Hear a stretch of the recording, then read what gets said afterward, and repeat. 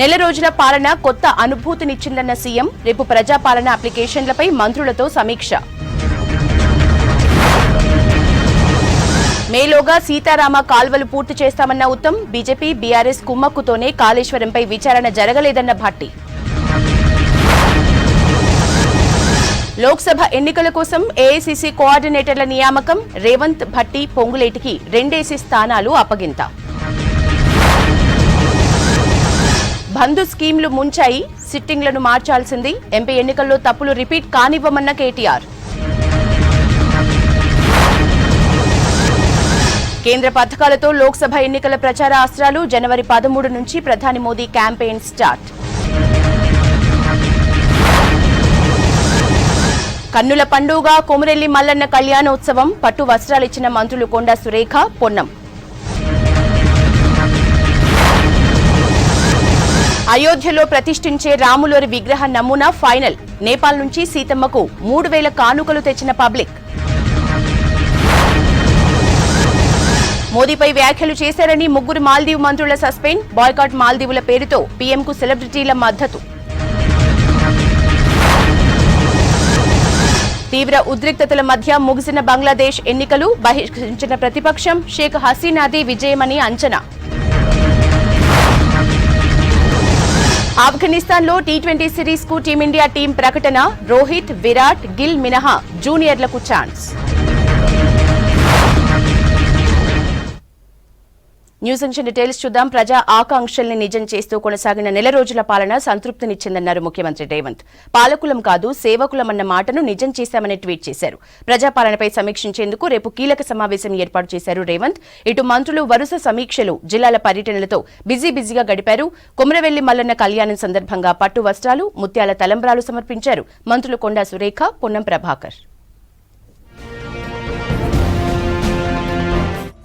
ప్రజల ఆకాంక్షలను నిజం చేస్తూ సాగిన నెల రోజుల పాలన సంతృప్తినిచ్చిందన్నారు ముఖ్యమంత్రి రేవంత్ రెడ్డి. ప్రజలు రేవంత్ అన్నగా తనను గుండెల్లో పెట్టుకున్నారని సంతోషం వ్యక్తం చేశారు. ముఖ్యమంత్రిగా నెల రోజుల ప్రస్థానంపై రేవంత్ రెడ్డి ట్వీట్ చేశారు. సంఖ్యలను తెంచి స్వేచ్ఛను పంచామన్నారు. సేవకులమే తప్ప పాలకులం కాదన్న మాట నిలబెట్టుకుంటున్నామని వివరించారు. పాలనను ప్రజలకు చేరువ చేస్తూ ముందుకు సాగామన్నారు. అన్నగా నేనున్నానని, ప్రజలకు భరోసానిచ్చానని చెప్పారు. నెల రోజుల ప్రయాణం కొత్త అనుభూతినిచ్చిందని ట్వీట్ చేశారు సీఎం రేవంత్. సోమవారం సెక్రటేరియట్లో కీలక సమావేశం నిర్వహించనున్నారు సీఎం రేవంత్ రెడ్డి. మంత్రులతో పాటు ఆయా శాఖల ఉన్నతాధికారులు తప్పకుండా హాజరు కావాలని ఆదేశాలు జారీ చేసింది ప్రభుత్వం. నెల రోజుల సర్కార్ ప్రజాపాలనపై సమావేశంలో సుదీర్ఘంగా చర్చించనున్నారు. పథకాలకు విధి విధానాలు ఖరారు, అర్హులను తేల్చిన తర్వాత మిగతా గ్యారంటీలపై ఎలా ముందుకెళ్లాలనే దానిపై డిస్కస్ చేయనున్నారు సీఎం రేవంత్. నెల రోజుల పాలన పూర్తయిన సందర్భంగా పలువురు నేతలు సీఎం రేవంత్ ను కలిసి విషెస్ తెలిపారు. సీఎం నివాసంలో కర్ణాటక మంత్రి బోసురాజు కలిశారు. రేవంత్ కు పుష్పగుచ్చం ఇచ్చి శుభాకాంక్షలు చెప్పారు. ఇటు సాయంత్రం జూబ్లీ హిల్స్ లోని యశోదకు వెళ్లిన ముఖ్యమంత్రి మంత్రి కోమటిరెడ్డి వెంకటరెడ్డిని పరామర్శించారు. లంగ్స్ ఇన్ఫెక్షన్ తో బాధపడుతున్న కోమటిరెడ్డి ఆరోగ్య పరిస్థితి అడిగి తెలుసుకున్నారు. ఇటు మంత్రులు వరుస సమీక్షలు, జిల్లాల పర్యటనలతో బిజీగా గడిపారు. ఖమ్మం జిల్లా పర్యటనలో ఉన్న డిప్యూటీ సీఎం భట్టి విక్రమార్కను కలిసేందుకు నేతలు భారీగా తరలి వచ్చారు. నెల రోజుల పాలన పూర్తి చేసుకున్నందుకు శుభాకాంక్షలు తెలిపారు. ధరణి, విద్యుత్, ఇండ్ల స్థలాల కేటాయింపుపై మంత్రికి పలువురు ఆర్జీలు ఇచ్చారు. త్వరలో అన్ని సమస్యలు పరిష్కరిస్తామన్నారు భట్టి. 15 లక్షల రూపాయలు ప్రతి వారి అకౌంట్లో వేస్తామని చెప్పినటువంటి మాట వాటికి చెప్పలేదు. ఇవన్నీ మోసం అనుకుంటూ బతికేటువంటి బీజేపీ పార్టీ, కాంగ్రెస్ పార్టీ కూడా అట్లాగే ఉంటుందని వాళ్ళు ఊహించుకుంటున్నారు. అలా ఉండదు. 6 గ్యారెంటీల్ని కాంగ్రెస్ పార్టీ తప్పనిసరిగా అమలు చేస్తుంది. దాంట్లో భాగంగా ఆల్రెడీ ఇప్పటికే 2 మొదలుపెట్టి చేసాము కూడా. మిగతా అన్ని కూడా కొద్ది రోజులు మొదలు పెడతాం. సీతారామ ప్రాజెక్టుపై మంత్రి తుమ్మల రివ్యూ నిర్వహించారు. ఖమ్మంలో జరిగిన మీటింగ్ కు ఇరిగేషన్ శాఖ మంత్రి ఉత్తమ్ కుమార్ రెడ్డి, రెవెన్యూ శాఖ మంత్రి పొంగులేటి శ్రీనివాస్ రెడ్డి ఉన్నతాధికారులు అటెండ్ అయ్యారు. మే నెలాఖరు కల్లా సీతారామ కాల్వ పనులను పూర్తి చేయాలని ఆదేశించారు. సత్తుపల్లి, పాలేరు టన్నెల్ నిర్మాణాలు త్వరితగతిన పూర్తి చేయాలన్నారు. పెండింగ్ లో ఉన్న సీతారామ ప్రాజెక్టును యుద్ధ ప్రాతిపదికన పూర్తి చేసేందుకు అవసరమైన చర్యలు చేపట్టాలని ఆదేశించారు. సిద్దిపేట జిల్లాలో కొమరవెల్లి మల్లన్న కళ్యాణ మహోత్సవంలో మంత్రులు కొండా సురేఖ, పొన్నం ప్రభాకర్ పాల్గొన్నారు. వీరశైవాగమ శాస్త్రం ప్రకారం స్వామివారితో కేతలమ్మ, మేడాల దేవితో వివాహం నిర్వహించారు పండితులు. స్వామివారి కళ్యాణానికి ప్రభుత్వం తరపున దేవాదాయ మంత్రి కొండా సురేఖ పట్టు వస్త్రాలు, ముత్యాల తలంబ్రాలు సమర్పించారు.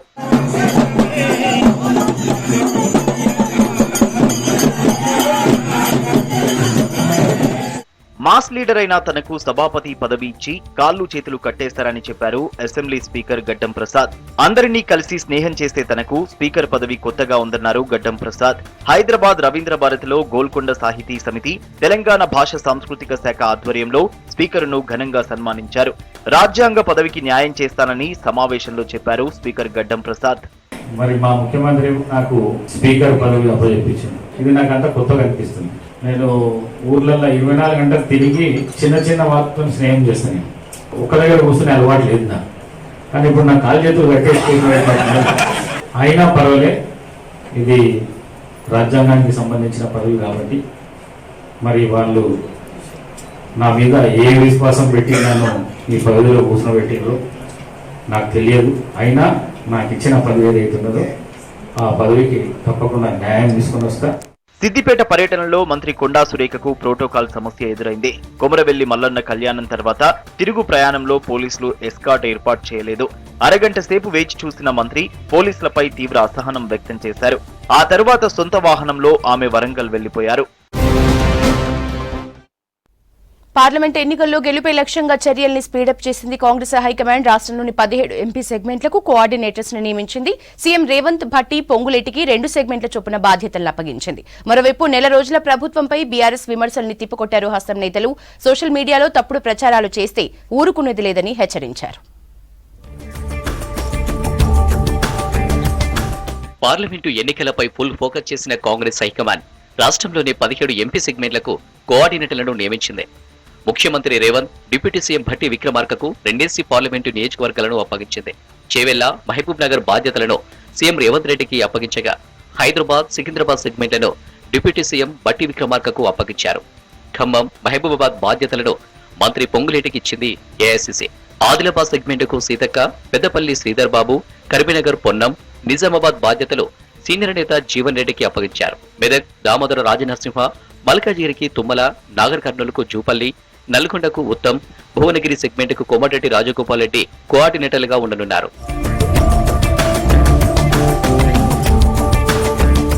మునుగోడు కాంగ్రెస్ ఎమ్మెల్యే కోమటిరెడ్డి రాజగోపాల్ రెడ్డి చౌటుపల్లో పర్యటించారు.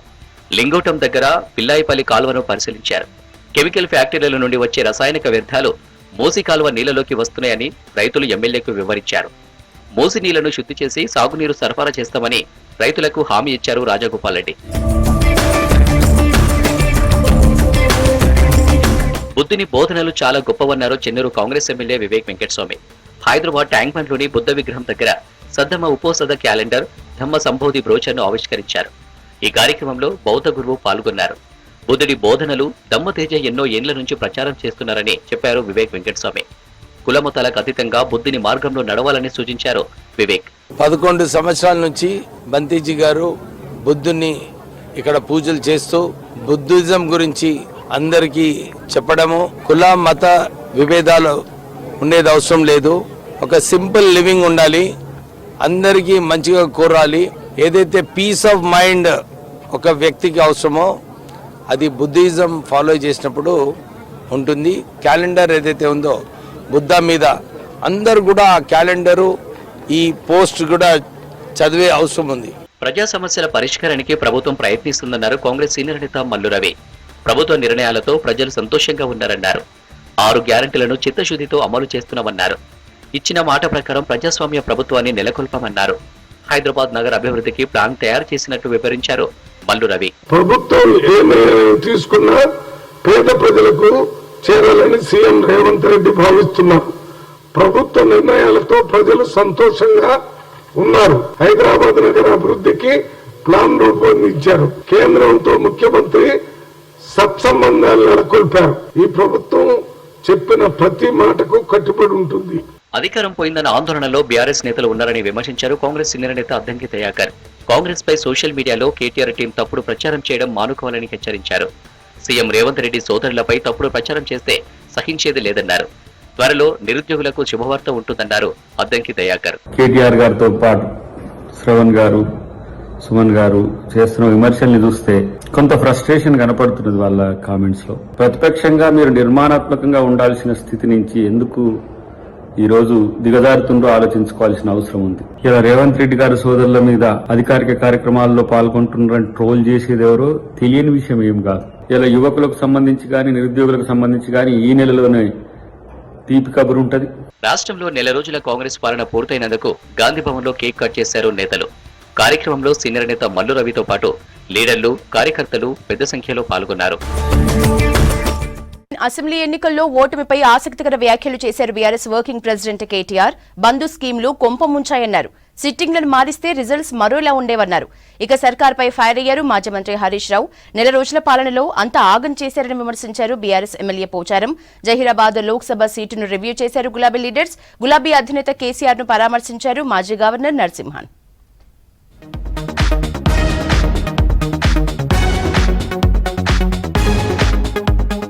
పార్లమెంట్ ఎన్నికల సన్నాహాల్లో భాగంగా రోజుకో ఎంపీ సెగ్మెంట్ పై రివ్యూ చేస్తున్నారు బీఆర్ఎస్ ముఖ్య నేతలు. ఇందులో భాగంగా హైదరాబాద్, తెలంగాణ భవన్ లో జహీరాబాద్ సెగ్మెంట్ పై రివ్యూ చేశారు ఆ పార్టీ వర్కింగ్ ప్రెసిడెంట్ కేటీఆర్, ఇతర ముఖ్య నేతలు. ఎంపీ బీబీ పాటిల్, నియోజకవర్గ పరిధిలోని ఎమ్మెల్యేలు, మాజీ ఎమ్మెల్యేలు, ఎమ్మెల్సీలు, జెడ్పీ చైర్మన్లు, వైస్ చైర్మన్లు రివ్యూ మీటింగ్ కు అటెండ్ అయ్యారు. ఈ ఎంపీ సెగ్మెంట్ పరిధిలోని జహీరాబాద్, బాన్స్వాడ సీట్లలో మాత్రమే ఎమ్మెల్యేలు గెలిచారు. 4 ఎమ్మెల్యే స్థానాల్లో కాంగ్రెస్ విజయం సాధించింది.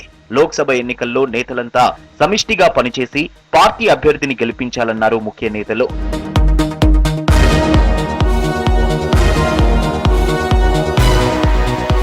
జహీరాబాద్ ఎంపీ నియోజకవర్గ సమీక్షా సమావేశంలో party working president KTR interesting comments చేశారు. బంధు పథకాలే తమ కొంప ముంచాయన్నారు. అసెంబ్లీ ఎన్నికల్లో సిట్టింగ్లను మార్చి ఉంటే బాగుండేదనే అభిప్రాయం బలంగా వినబడిందన్నారు. పార్లమెంట్ ఎన్నికల్లో అలాంటి పొరపాట్లు జరగనివ్వమన్నారు కేటీఆర్. జిల్లాల సంఖ్య తగ్గించేందుకు రేవంత్ రెడ్డి కమిషన్ వేస్తామంటున్నారని, జిల్లాలను తగ్గిస్తే ప్రజలు ఊరుకుంటారా అని ప్రశ్నించారు. కాంగ్రెస్ 420 హామీలను ప్రజల్లోకి తీసుకెళ్లాలని నేతలకు దిశానిర్దేశం చేశారు కేటీఆర్.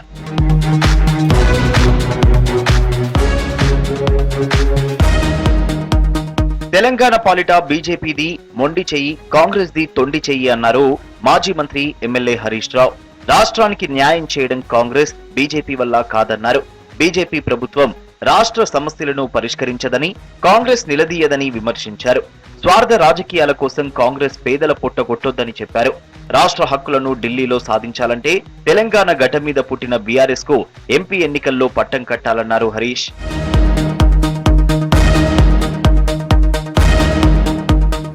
ప్రజలకు ఇచ్చిన హామీలన్నింటినీ కాంగ్రెస్ ప్రభుత్వం అమలు చేయాలన్నారు బీఆర్ఎస్ ఎమ్మెల్యే పోచారం శ్రీనివాస్ రెడ్డి. నెల రోజుల్లో పరిపాలన గాలికి వదిలేశారని హైదరాబాద్, తెలంగాణ భవన్ లో విమర్శించారు. ఉన్న పథకాలు వదిలేస్తున్నారని ఆరోపించారు. రైతు బంధుకు అతి గతి లేదన్నారు. 2 లక్షల రైతు రుణమాఫీ ఊసే ఎత్తడం లేదన్నారు పోచారం. పెట్టుబడి కోసం రైతులు ఎదురు చూస్తున్నారని చెప్పారు. 500 బోనస్ ఇచ్చి వడ్లు కొంటామన్న నేతలు ఇంతవరకు ధాన్యం కొనుగోలు చేయలేదని విమర్శించారు. ప్రజలకు ఇచ్చిన 420 హామీలు ఎప్పుడు అమలు చేస్తారో చెప్పాలని డిమాండ్ చేశారు పోచారం. కేవలం ఉచిత బస్సు, అది నాన్ ఫైనాన్షియల్ కమిట్మెంట్. ఆ బస్సులో కూర్చుంటే ఆ బస్సు ఛార్జీలు కట్టకుండా పోతే ఆ డిపో ఆర్టీసీ వాళ్ళు భరించుకుంటా ఉన్నారు. ఆరోగ్య లక్ష్యం పేరుతో 10 లక్షలు పెంచారు. అది ఇప్పటికింకా దాని మీద ఇంకేమీ అమలు లేదు. మీరు చేయాల్సినటువంటి ప్రధాన అంశాలు రైతు బంధు 10,000 రూపాయలది 15,000 చేస్తామన్నారు. 10,000 కూడా ఇస్తలేరు, అంటే 5,000 కూడా ఇస్తలేరు. రుణమాఫీ అన్నారు. నేను కుర్చీలో కూర్చొని 9 తారీఖు నాడు 2 లక్షల రూపాయలు మొత్తం మాఫీ చేస్తున్నారు. చేయండి. ఈ హామీలన్నీ మీరు హామీలు ఇచ్చినటువంటి అమలు చేస్తానికి రాశారా, లేకపోతే ప్రజలను మోసం చేస్తానికి రాశారా? మాజీ జెన్కో సీఎండీ ప్రభాకర్ రావు ఉద్యోగం ఇచ్చినట్లుగా చెబుతున్న బోయిన్పల్లి సరితకు తనకు ఎటువంటి బంధుత్వం లేదన్నారు బీఆర్ఎస్ మాజీ ఎంపీ వినోద్ కుమార్. ఇంటి పేరు ఒకటైనంత మాత్రాన బంధువులు అవుతారా అని ప్రశ్నించారు. బండి సంజయ్ కావాలనే కుట్రలు చేస్తున్నారని మండిపడ్డారు వినోద్. నాకు అలాంటి బంధువులు ఎవరు లేరు, నాకు అన్న లేడు, అన్న బిడ్డ లేదు అని చెప్తుంది కదా. ఇవాళ ఏమైంది? ఆ వ్యాఖ్యానాలు చేయడం వల్ల ఇప్పుడు నేను ఎంతమంది దగ్గర తిరిగి చెప్పుకోవాలి? నాకు అన్న లేడు, అన్న బిడ్డ లేరు, నేను ఉద్యోగం ఇప్పియలేదు. ఆ ఉద్యోగం ఏంది? ఎవరికి ఆ ఉద్యోగం ఇచ్చిండ్రు? ఎక్కడ పని చేస్తున్నారు? ఆ ఉద్యోగం కూడా ఎట్లిచ్చిండ్రు? అవన్నీ నాకు తెలియదు. నేను తీవ్రంగా ఖండిస్తున్నాను. తుంటి ఎముక సర్జరీ తర్వాత కోలుకుంటున్న మాజీ సీఎం కేసీఆర్ ను పరామర్శించారు మాజీ గవర్నర్ నరసింహన్. కేసీఆర్ ఆరోగ్య వివరాలు అడిగి తెలుసుకున్నారు. త్వరగా కోలుకోవాలని ఆకాంక్షించారు నరసింహన్. హైదరాబాద్ బంజారాహిల్స్ నందినగర్ లోని కేసీఆర్ ఇంటికి చేరుకున్న నరసింహన్ దంపతులకు కేటీఆర్ స్వాగతం పలికారు. కేసీఆర్ సతీమణి శోభతో ప్రత్యేకంగా మాట్లాడారు విమల. పార్లమెంట్ ఎన్నికల కోసం కసరత్తు ముమ్మరం చేసింది కమలం పార్టీ. హైదరాబాద్ లో పార్టీ ముఖ్య నేతలతో కార్యవర్గ సమావేశాలు నిర్వహించింది. ఎంపీ ఎన్నికల కోసం 6 కమిటీలను ఏర్పాటు చేసింది రాష్ట్ర నాయకత్వం. ఆయుష్మాన్ భారత్, ఆవాస్ యోజన, ముద్రా లోన్స్ వంటి పథకాలను ప్రజల్లో ప్రచారం చేయాలని క్యాడర్కు సూచించారు ముఖ్య నేతలు.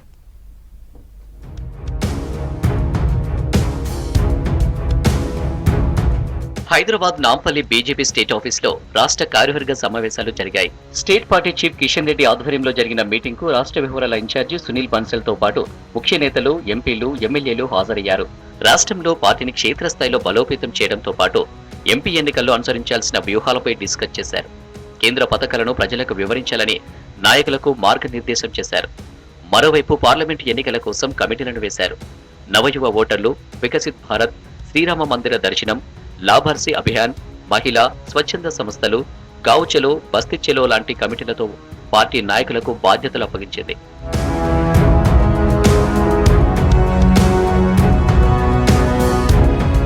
కమిషన్ల కోసమే కేసీఆర్ కాళేశ్వరం కట్టారన్నారు బీజేపీ జాతీయ ఉపాధ్యక్షురాలు డీకే అరుణ.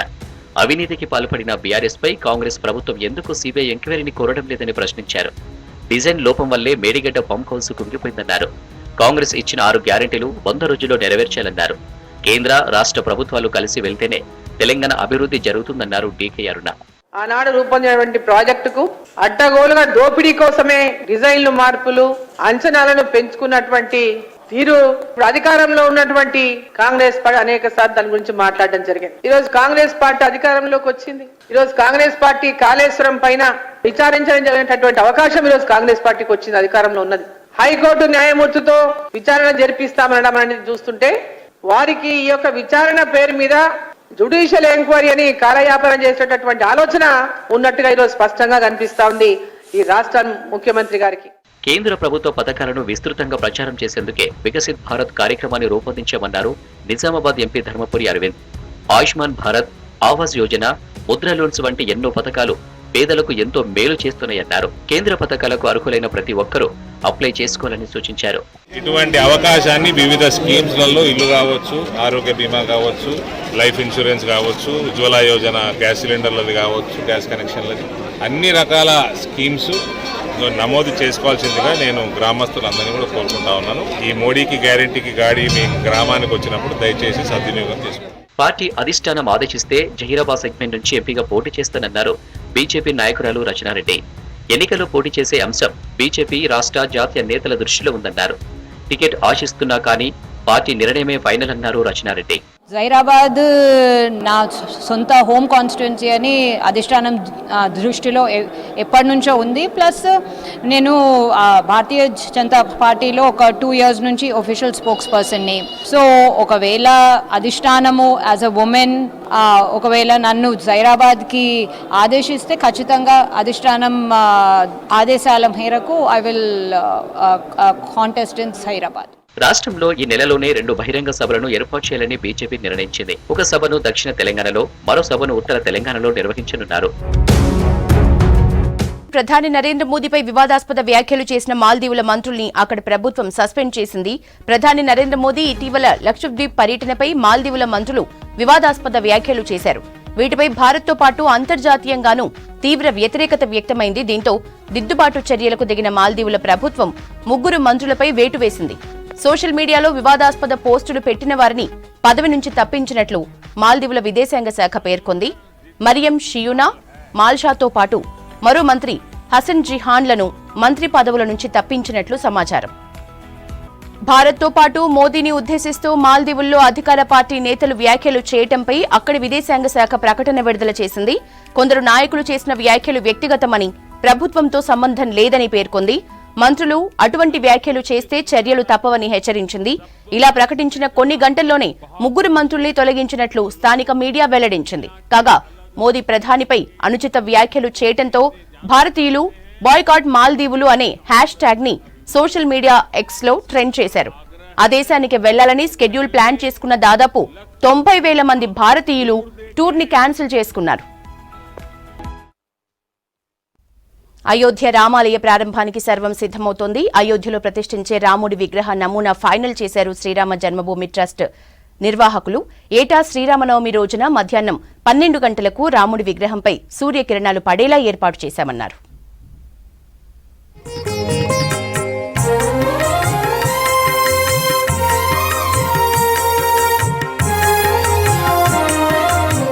అయోధ్య రామాలయంలో నల్లని గ్రానైట్ రాయితో చేసిన రాముడి విగ్రహం ప్రతిష్ఠించనున్నారు. కర్ణాటక శిల్పులు అరుణ్ యోగిరాజ్, గణేష్ భట్ శ్రీరాముని విగ్రహాన్ని తయారు చేశారని, అందులో ఒక విగ్రహాన్ని ఎంపిక చేసినట్లు Ayodhya temple trust general secretary Champat Rai తెలిపారు.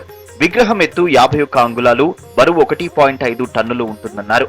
ముదురు రంగు రాతితో చేసిన విగ్రహంలో విష్ణుమూర్తి దివ్యత్వం, రాజకుమారుడి తేజస్సు మాత్రమే కాకుండా 5 ఏళ్ల బాలుడి అమాయకత్వం కూడా కనిపిస్తుందని చెప్పారు. జనవరి 18న గర్భగుడిలోని సింహాసనంపై శ్రీరాముడిని ప్రతిష్ఠించనున్నట్లు తెలిపారు.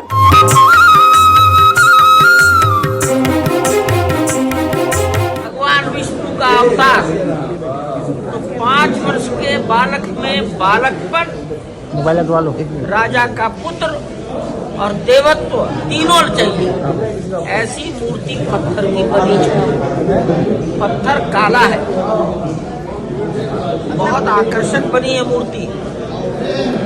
तो वो अभी 5 वर्ष का बालक है. 4 फीट 3 इंच की प्रतिमा है. 51 इंच. అయోధ్య రామ మందిరం ప్రారంభోత్సవం సందర్భంగా గుజరాత్ ఫోక్ సింగర్ గీతాబెన్ రాబరీ శ్రీరామ్ ఘర్ ఆయేగా అనే భజన పాట పాడారు. ఈ పాట విని భావోద్వేగానికి గురయ్యానని ప్రధాని మోడీ సోషల్ మీడియా ఎక్స్ లో ట్వీట్ చేశారు.